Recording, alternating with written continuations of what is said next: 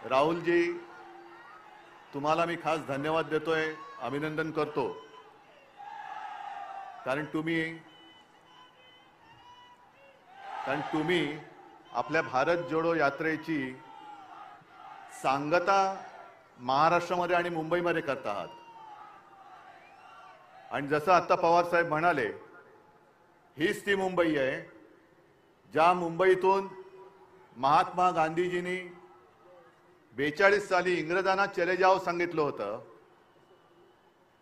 आज जी काही हुकुमशाही दिल्लीमध्ये आपल्याला लोकशाही मारण्यासाठी टपलेली आहे, तिला तडीपार करण्यासाठी आपण शिवाजी पार्क निवडलं. त्याच्याबद्दल मी तुम्हाला खास धन्यवाद देतो.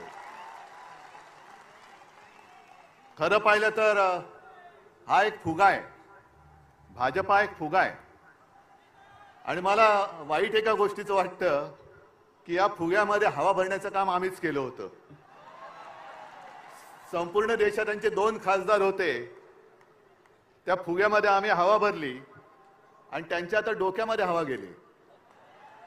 काय त्यांची स्वप्न. मला सुद्धा विचारतात तुमच्या किती सीट्स येतील. त्यांना विचारलं ते म्हणतात 400 पार. काय फर्निचरचं दुकान आहे काय? खुर्च्या बनवताय म्हणजे काय 400 पार म्हणजे काय फर्निचरचं दुकान काढताय? पण ही लढाई तुम्ही पाहिलं असाल, आज देशभरातून सगळ्या राज्यातून महत्त्वाचे नेते इथे आलेत. आणि आपल्याला असं वाटत असेल की ही परिस्थिती केवळ महाराष्ट्रामध्ये आहे, तसं नाहीये.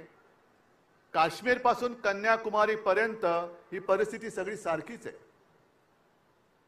ज्या वेळेला मला आठवतंय की आपण पहिल्या प्रथम ही इंडिया आघाडीची बैठक घेतली, तेव्हा मोदीजींनी सांगितलं होतं ही विरोधी पक्षांची बैठक आहे. आम्ही विरोधी आहोत, जरूर आहोत, पण आम्ही विरोधी आहोत ते हुकुमशहाच्या विरुद्ध आहोत.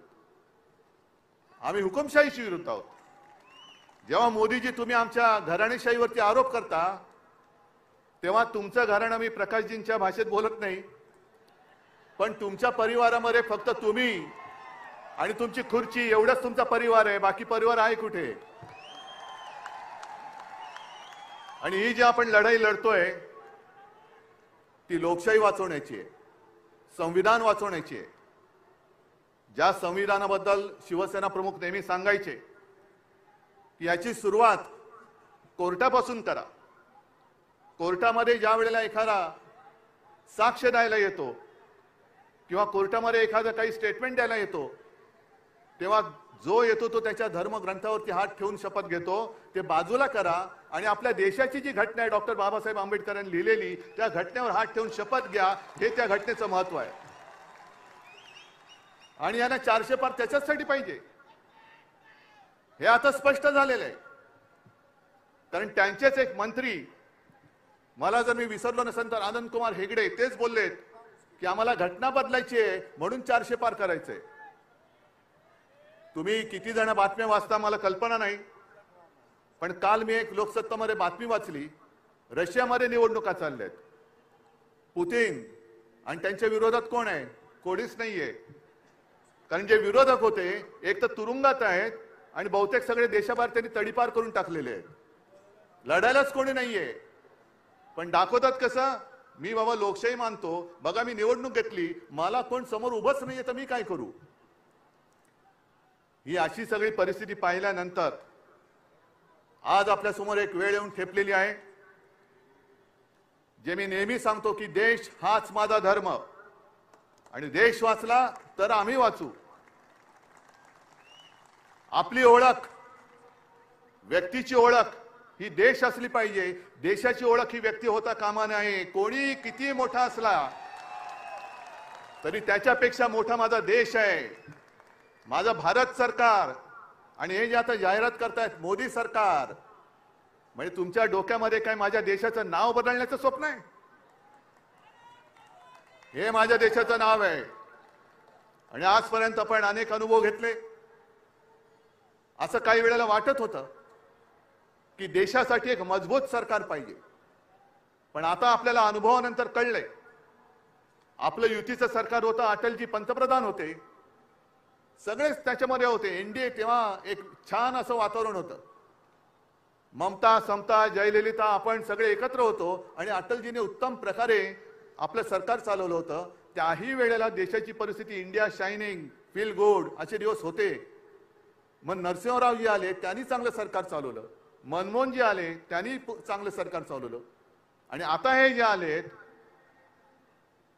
14 पासून एका पक्षाचं सरकार आहे, 14 नंतर 19, 19 नंतर 24 आणि आता ते सांगतात की विरोधी पक्ष 29 मध्ये अडकलाय. पण मी 2047 ची गोष्ट करतोय. कोणी राज्यकर्ता अमरपट्टा घेऊन येत नाही. आणि या देशाच्या जनतेसमोर हुकुमशाही किती मोठा असला तरी ज्या वेळेला सगळे लोक एकवटतात तेव्हा हुकुमशहाचा अंत होतो. आजच वेळ आलेली आहे आणि हा शिवछत्रपतींचा महाराष्ट्र आहे. आपला जो इतिहास आहे, आपला इतिहास हा तोडाफोडा आणि राज्य करा असा जर का असेल तर जो आपल्यामध्ये फूट पाडतोय त्याला तोडा फोडा आणि त्याच्या छाताडावरती राज्य करा हे दाखवून देण्याची वेळ आलेली आहे. आणि जसं तेजस्वीजी तुम्ही एक नारा दिला तसा मी पण एक नारा हल्ली देतोय सगळीकडे. कारण ते जे म्हणतात अबकी बार, मी म्हणतो अबकी बार भाजपा. आणि त्याची सुरुवात ही आजपासून झालेली आहे.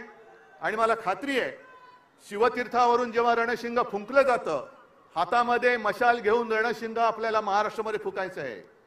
आणि मुंबईतून एखादी गोष्ट जेव्हा बोलली जाते तेव्हा संपूर्ण देश त्या रस्त्यावरून चालतो, त्या वाटेवरून चालतो. म्हणून आपल्या लोकशाही रक्षणाची आजपासून ही लढाई सुरू होते.